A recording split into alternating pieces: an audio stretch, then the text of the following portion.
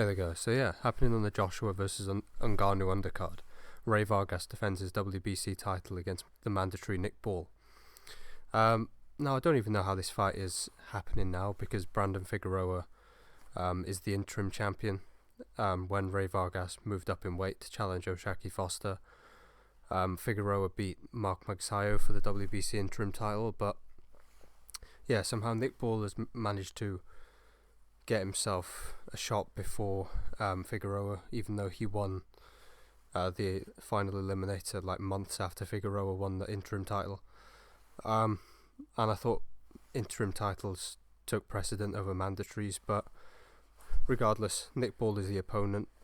And I was looking at the odds earlier, and surprisingly to me at least, Nick Ball is actually the favourite to win this fight. Now, obviously, a lot of that probably stems from Ray Vargas' last fight, where he pretty much got schooled by O'Shaquie Foster. But to be honest, I think the O'Shaquie Foster fight was just a bad style matchup for Ray Vargas. Ray Vargas isn't like a pure boxer or anything. He's more of a like boxer puncher who can fight inside.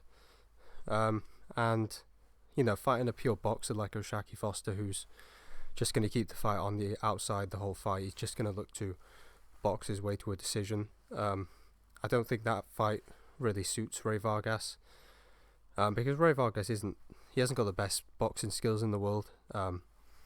He can outbox, you know, sort of crude smaller guys, but he's not going to be able to box with like a guy like O'Shaquie Foster or like Joe Cordino or someone like that.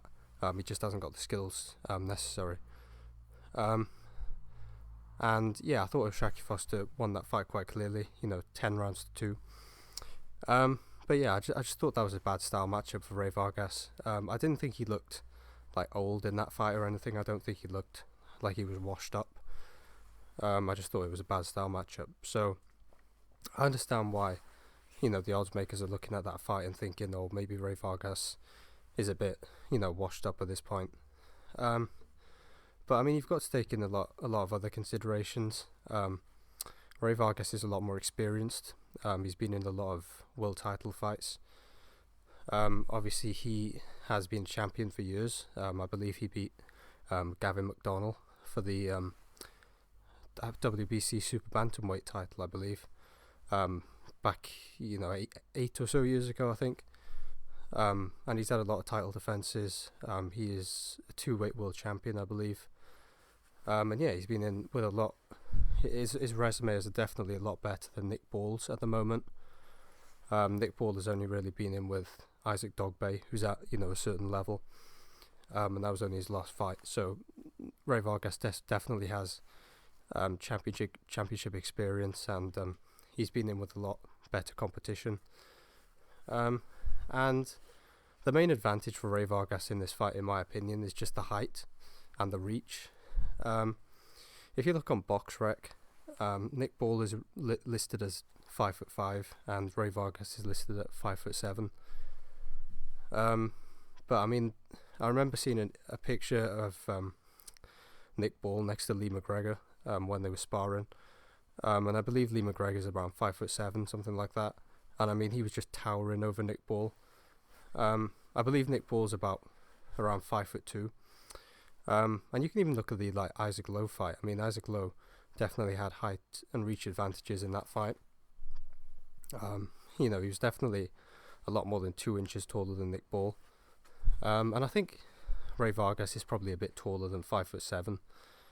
He's probably more like 5'9" or 5'10". He's definitely, got the height and reach over most of his opponents, especially at super bantamweight. So I mean, you just consider Nick Ball's about 5'2" and Ray Vargas is about 5'10".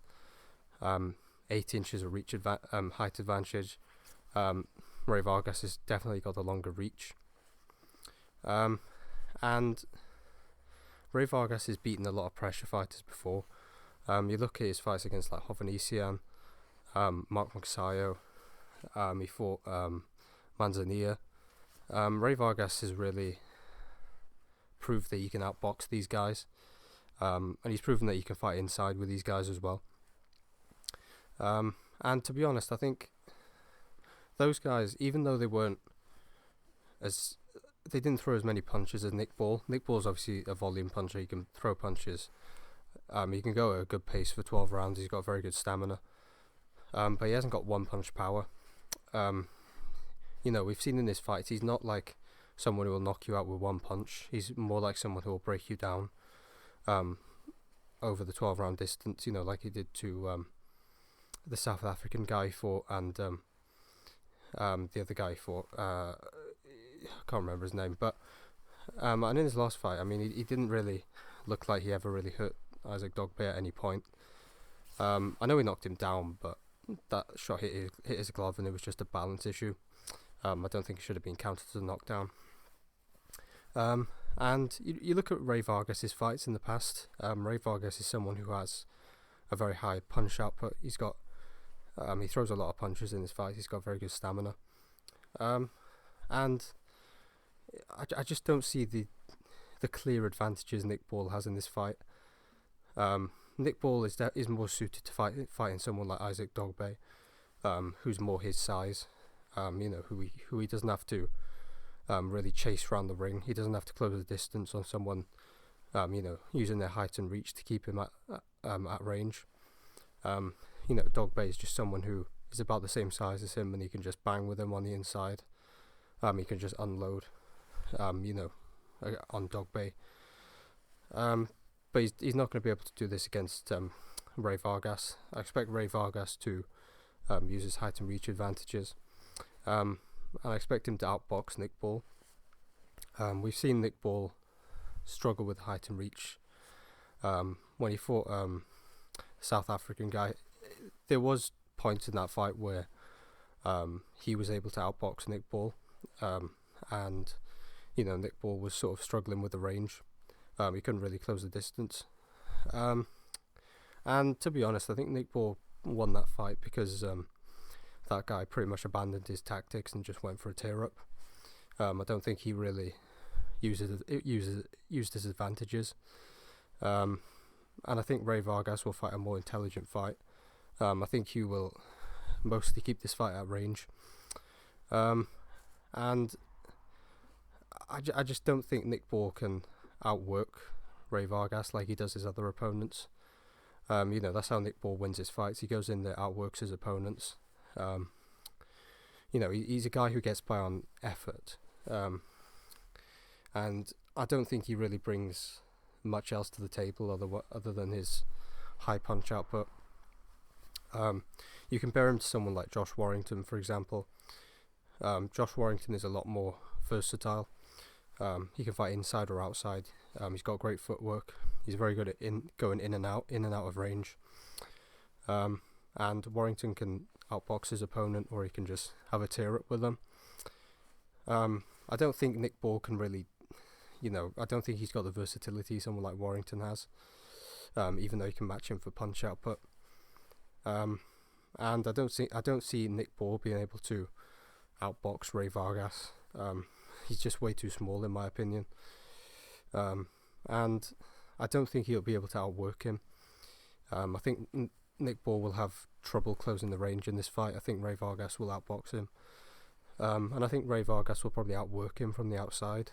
I think, Ray Vargas is someone who throws a lot of punches from the outside from long range.